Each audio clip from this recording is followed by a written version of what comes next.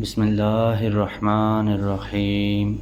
شروع کرتا ہوں اللہ تعالیٰ کے نام کے ساتھ جو بڑا مہربان نہایت رحم کرنے والا ہے۔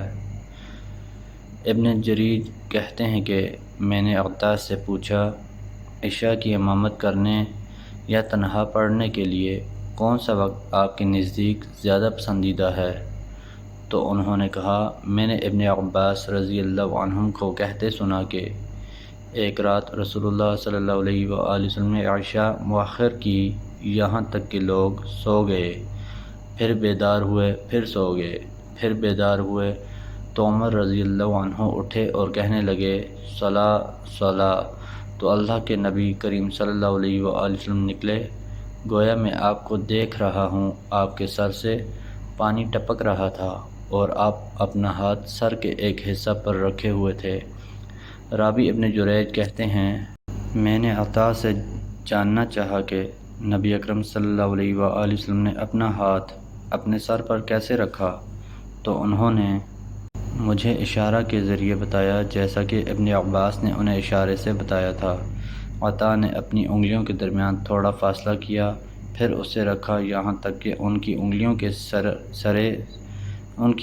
سرے سر کے اگلے حصہ تک پہنچ گئے، پھر انہیں ملا کر سر پر اس طرح گزارتے رہے کہ آپ صلی اللہ علیہ وآلہ وسلم کے دونوں انگوٹھے کان کے کناروں کو جو چہرہ سے ملا ہوتا ہے چھو لیتے، پھر کن پٹی اور پیشانی کے کناروں پر پھیرتے، نہ دیر کرتے نہ جلدی، سوائے اتنی تاخیر کے۔ پھر آپ صلی اللہ علیہ وآلہ وسلم نے فرمایا اگر میں اپنی امت کے لیے دشوار نہیں سمجھتا تو انہیں حکم دیتا کہ وہ اسی قدر تاخیر سے عشاء پڑھیں۔ سوید بن حنظلہ رضی اللہ عنہ کہتے ہیں کہ ہم رسول اللہ صلی اللہ علیہ وآلہ وسلم کے پاس حاضر ہونے کے ارادے سے نکلے اور ہمارے ساتھ وائل بن حجر رضی اللہ عنہ بھی تھے۔ ان کو ان کے ایک دشمن نے پکڑ لیا تو لوگوں نے قسم کھانے میں حرج محسوس کیا۔ آخر میں نے قسم کھائی کہ یہ میرا بھائی ہے، تو اس نے انہیں چھوڑ دیا۔ ہم رسول اللہ صلی اللہ علیہ وآلہ وسلم کے پاس آئے اور میں نے آپ کو بتایا کہ لوگوں نے قسم کھانے میں حرج محسوس کیا اور میں نے قسم کھائی کہ یہ میرا بھائی ہے۔ آپ صلی اللہ علیہ وآلہ وسلم نے فرمایا تم نے سچ کہا، مسلمان مسلمان کا بھائی ہے۔ حذیفہ بن یمان رضی اللہ عنہ سے روایت ہے کہ مسلمانوں میں سے ایک شخص نے خواب میں دیکھا کہ وہ اہل کتاب کے ایک شخص سے ملا تو اس نے کہا تم کیا ہی اچھے لوگ ہوتے اگر شرک نہ کرتے، تم کہتے ہو جو اللہ چاہے اور محمد چاہیں۔ اس مسلمان نے یہ خواب نبی کریم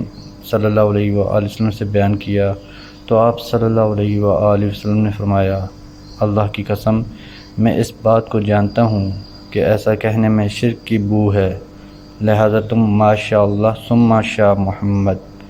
جو اللہ چاہے پھر محمد چاہیں کہو۔